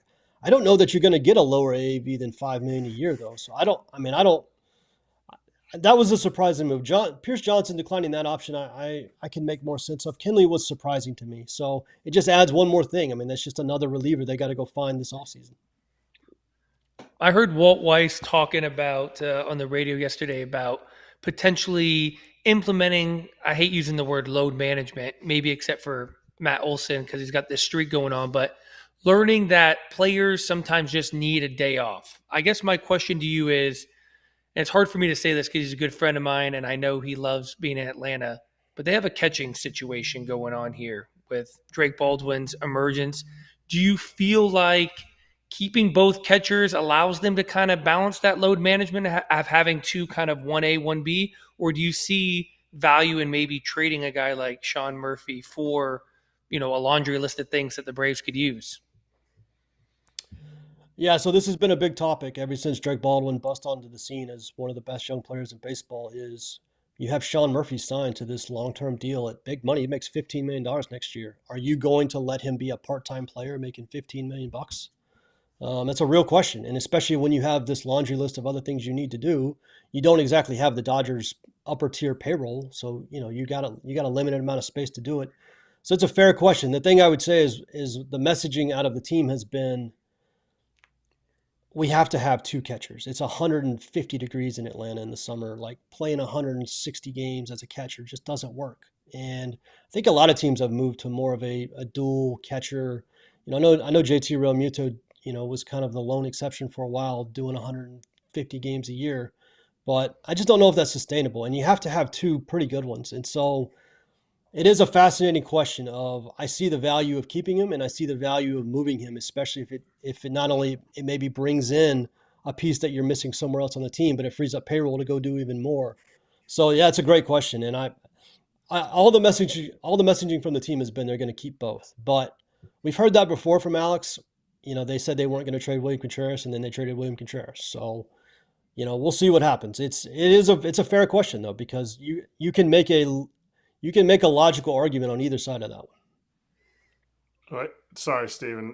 Brian McCann's calling me. He wanted to say that anybody can catch 140 game. Wait, no, he got tired too at the end of his career. But yes, catching in Atlanta is the real deal. That heat will get to a man. But $15 million for a catcher is not that much money. My question is, and it kind of was piggybacked a little bit off of what KP said, Walt Weiss, is he too close to what went wrong last year? Or is he the perfect closeness of what went wrong last year. You had injuries in Atlanta, and you don't need this guy coming in and going, oh, hey, I saw from the outside that you guys did this and you guys did that. He was so close. He saw the injuries, he sees the talent, and he knows this is a playoff, possibly another World Series winning team. So is he the perfect person for this job? Is he the perfect person? I don't know the answer to that. I will say this. I think the most important job of a manager is you have to, one, you have to get the respect of your players, and two, you have to be able to manage a clubhouse for 6 months and get 26 guys who all make a ton of money to row in the same direction. And the tactical stuff on the field is very much secondary to just keeping a clubhouse together. And Walt Weiss has been in that clubhouse for like 10 years as the bench coach. The players love him. They adore him. Walt played baseball. He's been at every level. He commands a incredible amount of respect. And so, like, the biggest hurdles you have to clear as a manager, I feel like he's already cleared. Now will it work? I mean, we'll see. Last year did not go well. I don't know how much of that I would put on Brian Snitker versus, the injuries were devastating. The offense really struggled last year, the first half. We're going to have to figure out what happened there. I still don't know what happened there. But again, I don't know that was on Snit. And the biggest parts of being a manager, I think, are the parts of Walt Weiss that I'm most confident in. And so, yeah, it was a surprising hire. A lot of people thought they'd go outside the organization, new blood, especially after how last year went. But I understood their logic of he's just highly respected. And that's a lot of the battle of being a successful big league manager. Yeah, I mean, I'm not that far removed from that clubhouse, and I know the two of them coexisted and worked under each other, but two slightly different, not slightly, very big different personalities. Yeah. I love the hire. Walt Weiss is an incredible man, incredible human being, very intense, where Snit is a little bit more laid back. Snit has his moments, but Walt is like a cage fighter. He's a UFC fighter, like in a manager's body. Yeah. So I think he's going to get the most out of these guys. I know the guys in that room love him, respect him. He's a guy you're going to be willing to run through a wall for. It's not really a question, but like I said, I'm not too far removed from that clubhouse. The biggest elephant in the room for the Braves is just health, because the same cast of characters that I was there with in 2023 that won 105 games is not a whole lot different than they are now. I mean, they've added some young talent. They brought some other pieces, but how the hell do they just stay healthy? Because when healthy, they're a top 3, top 4 baseball team. Yeah, I mean, health in the offense. Figuring out what happened to the offense. The power has been way down. Austin Riley has kind of taken a couple steps back. Just the team wide, like the power has gone away, and that was the driving force behind that 2023 record-setting offense. But yeah, keeping guys healthy, I don't know the secret sauce to keeping guys healthy. I think, like what you were talking about building in a couple more off days, I talked about with the pitching staff, adding depth, not having to lean on the same 5 guys for 6 months, being able to spread the load around to try to get guys to October. But yeah, I mean, obviously there's plenty of teams that would love to figure out the magic formula to keeping guys healthy. I don't know, but when the guys are healthy, they do need to go back to hitting homers. They need to go back to being an explosive offense. That was what they were built on. That's what they built this run on. They locked up all of their position players because they expected this thing to be built on offense. And quite frankly, the last 2 years, the offense just hasn't been good enough.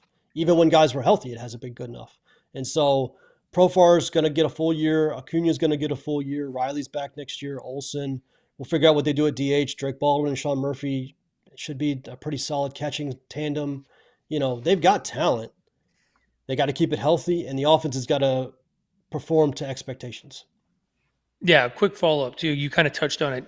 I know how important Marcell Ozuna was for those guys being in that clubhouse. Yeah. Obviously, he didn't have a great year. The year before, historic year. Do you see the Braves not going out and getting a full-time DH and just kind of utilizing that spot for the 2 catchers? Maybe some of that load management is getting Riley or Olsen or Acuna off his feet and allowing them to DH? Yeah, that's been a big question, is what are they going to do at DH? Ozuna did not have a good year. He had the hip stuff that was still kind of a mystery.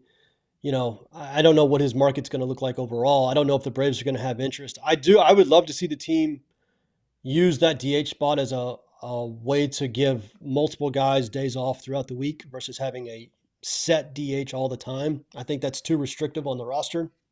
And I do think it would help keep guys healthy. Like if you got an outfielder that could give Acuna and Profar days off during the week and let those guys DH, that'd help those guys get to October. If you did the same thing for Riley and Olsen, I mean, Olsen's going to play every day anyways, but yeah, get guys off their feet. Use the DH as a way to help solve this injury problem that's cursed you the last 2 years. And then on the pitching side, use your bullpen and use your depth to do the same thing for those guys. Sitting here today, that's my best guess. But yeah, what they do at DH is a big question of the offseason. I mean, I didn't put it on the list because they've got other things more pressing. But yeah, they gotta do something with that DH spot. And we'll see what Ozuna's market looks like. I think it's going to be pretty suppressed because of the year he had and the injury and his age. But we'll see. Great analysis. Thank you so much, Steven. And you can check out Hammer Territory on YouTube or wherever you get your podcasts. We will be right back with That's What He Said.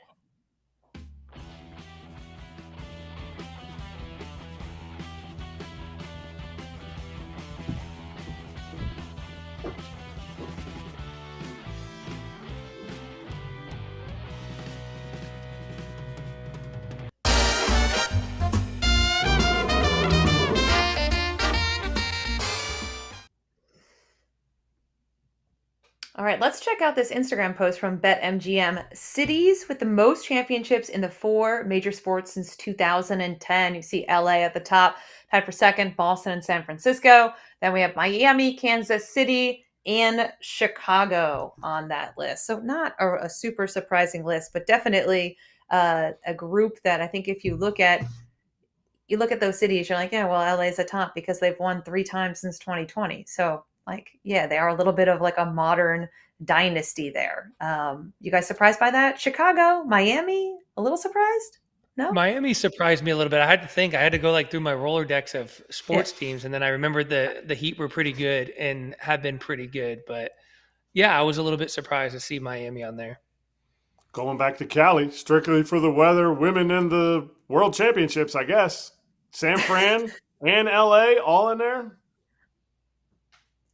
Yeah, I know. I mean, I think you have to remember that a world exists outside of baseball. Because I'm like, why is Houston on a list? Oh, right, because they just don't have the other sports. And then, of course, Houston. I mean, they didn't win back to back. They certainly won a lot. They got there a lot. They got there and lost. So I have to remember that this is not just a baseball specific list. We are counting the Golden State Warriors as San Francisco. I'm assuming, yes. Right? That's okay. Yeah. Okay, because when I saw that too, I'm like, okay, I know they had their run in the 2010s, in baseball. Like you said, it's not just baseball. The Niners haven't. I guess when did they win? Did they win? No. So I guess it's really the Golden State Warriors carrying that list. Yeah, and you know what? I would love to see a list of like championships that people largely forgot about because like remember the like 1990s New Jersey Devils? Like where were those celebrations? A parking lot? I mean, I'm from Connecticut. And I felt like it was not a huge deal. Like Martin Brodeur, give the guy a little props, I feel like we just forgot about how good they were back in the day. But that's why I think where's the list of teams we forget? I love your passion for hockey. You lost me when you said New Jersey Devils. All right, guys. We've got BetMGM here. Get your stake back in cash. If your first touchdown scorer scores second instead, bet on any pro football player to score the first touchdown of the game. If you're right, you win. If your player scores second, you get your stake back in cash. Gambling problem or concern? Call 1-800-GAMBLER. Cash.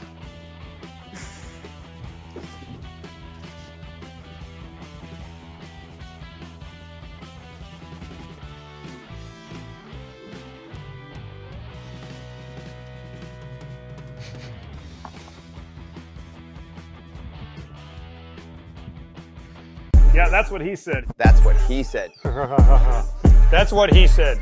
That's what he said. Obviously, Josh, they haven't signed a multi-year free agent since you were still in a Pirates uniform. So I think it's time to break that stigma. It's probably, yes, Ivan Nova was the last multi-year free agent they've signed. 2017. Mm-hmm. Well, thank you for our clip there. Thank you for our podcast clip. I mean, wow, yeah. Mm-hmm. Speechless this time. Yes.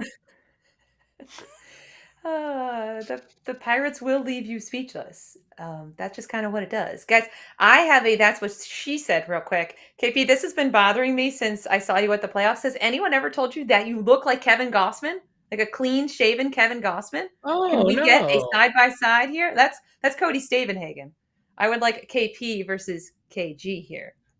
That is where I think they look like. Though it's nice to see our good pal Cody Stavenhagen again. You look like Kevin Gossman. Do you see it, Kratzy? No, I've never been told that. I've never been You told do. that.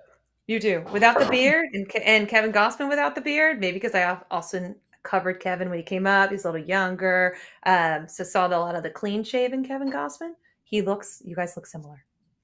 It's been bothering me. No one's told you that? In Toronto, no one has told you that? Mm. Huh.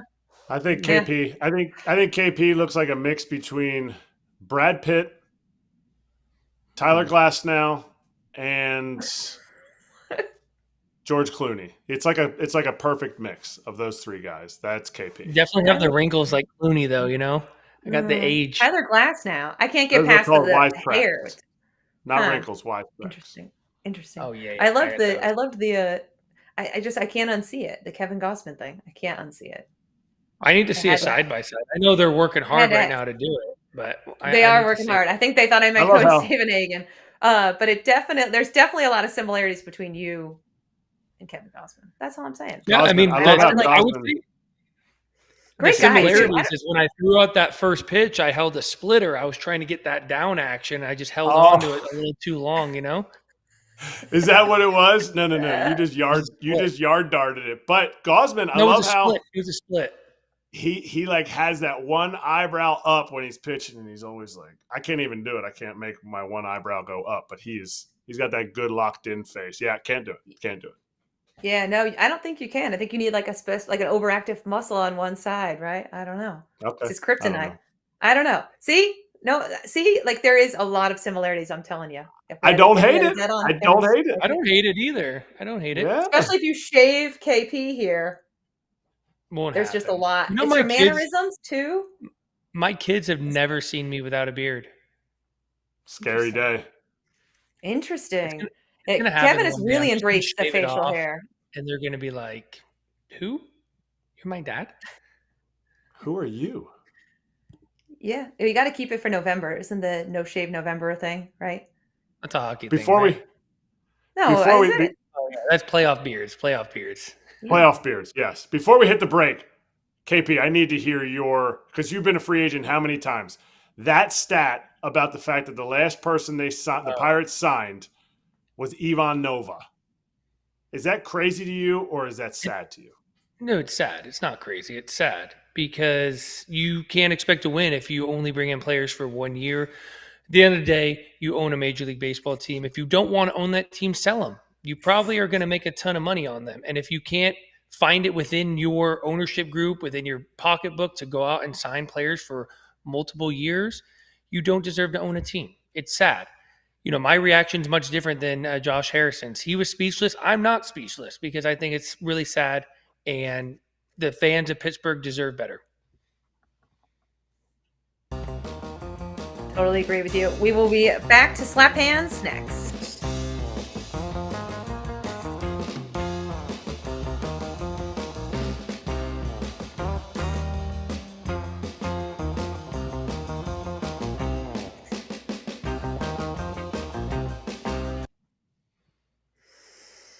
All right, a little news. LaTroy Hawkins will be the Twins bullpen coach next season for Derek Shelton's first staff in Minnesota, 21-year MLB veteran. This is great for the game. I agree with Bob Nightingale. It is great for the game. A guy who is universally liked, well-respected. Listen, if Derek Shelton is going to come out from under, the fact that he's very familiar to Twins fans, if they're actually going to do something different, then they need to make some energizing hires. And I think this is one of them, guys. I think this is something that is going to get at least some fans excited. And that is a fan base who is just very upset right now, and very rightfully so, over what's transpired. In my opinion, it's much better than hiring someone out of another sport. I played with LaTroy. LaTroy obviously played. LaTroy spent 21 years of his life sitting in a bullpen. Who better to kind of usher these guys in and out of the bullpen, to talk strategy, to teach guys how to prepare? It's a great hire. He obviously has a connection to the Minnesota fan base, the organization. He's worked within the organization over the last couple of years. I think it's a great hire. He has got what the kids call aura. And he didn't spend his entire career in the bullpen. I wanted to see how many starts he made. He made his first 5 years he was a starter. Then he said, I'm going to the bullpen. So there's something to be said about somebody who lasted that long in the bullpen to be able to play in 1995 and still in 2015 with KP. It's understanding that your role changes, understanding how everything moves and shakes. You're not just always the bullpen guy. You're not just always the guy, the 7th inning guy, 8th inning guy, 9th inning guy. You got to be able to change. And I think he'll bring that because I worked with him for like a day when it was with Team USA. And I love everything about him. Unfortunately, I never got to play with him. So Yeah, I think it's pretty. And I would say the bullpen arm is like, unless you're the elite closer, like the kind of mid-tier middle relief guy is like the most expendable human being in the baseball world. You could just pick up a guy, from who gets DFA'd or a Rule 5 guy, and you could throw him in the bullpen. For a guy to last, what was that, 15, 16 years in the bullpen? And I know he had some points in his career where he was pitching at the back end, but to survive even 10 years of being kind of a floater in the bullpen, kind of just doing whatever the team needs you to do is incredible. So who better to learn from than a guy like LaTroy Hawkins?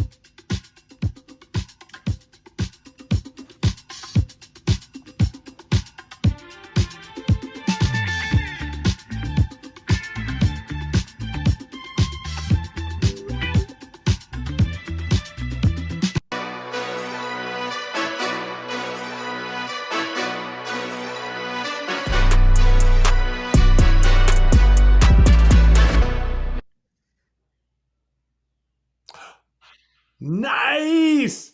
What did I win? I got a KP catch there. Britt Ghiroli on the bench where I spent most of my career. I got one of Scott's Emmys. Do I have a Tony up there too? Do I have a Tony Award winner? I'm not sure what the hot dog is doing. The hot dog's a little provocative there. I'm not sure. What's the top award? Do you guys know what the top award is? I don't know. Looks fancy though. It looks fancy, and I like the picture of the catch. Yeah, that's nice. I mean, for a Friday, Claudia normally brings it, but absolutely a 100 today. She brought it 100. Hey, I have a question for you guys. I got a serious question. You guys give me an honest answer. Oh God. Is it too early for me to put my Christmas lights up? Yes. Yes? Mm-hmm. Kratzy says no. I say yes. No. When's that cutoff? When's that cutoff for you? Also, let me give you a little context. Let me give you a little context too. I am leaving for the week of Thanksgiving to go see my in-laws, so I'm missing that week. So I feel like I need to get it done before. Okay. With that context, I say you can do it before. But in general, I feel like once Halloween is over, I see like people take down their pumpkins, and all of a sudden it's Christmas. And I love Thanksgiving. There's no presents involved. It's all about just sitting around and eating in your fat pants, watching football, then eating more pie, and then passing out. Why are we rushing to get to Christmas? I feel like Thanksgiving never gets its due. It's not. I want to come to your house for Thanksgiving because that sounds incredible. Fat pants, eat more, watch football, and then pass out. See, KP's never had a Thanksgiving. He's never had a Thanksgiving since he's been a player. He's gone to Thanksgiving, but he's been like, I got to stay focused. Where are we going? I got to train. Okay, 2 hours in the morning, and I got to hit because that's when I'm starting to hit. Now this is KP's first double dip of the pumpkin pie. I'll make sure my wife sends you guys a picture of me passed out. I don't know if it's going to be food or pie. It might be something else, but I'm going to pass out on my first Thanksgiving. The meal isn't over when you're full. It's over when you hate yourself. So remember that. Yeah. Oh, okay. I love that. Put them up. I want to see a picture. It was great filling in. It was great seeing you guys. Thank you, everyone, for tuning in, listening along. Britt Ghiroli, Erik Kratz, Kevin Pillar here. Put up those Christmas decorations, I guess. I sound like Scrooge now saying no. Gosh. I'm going for it. What a spot start by you, Britt. Nice work.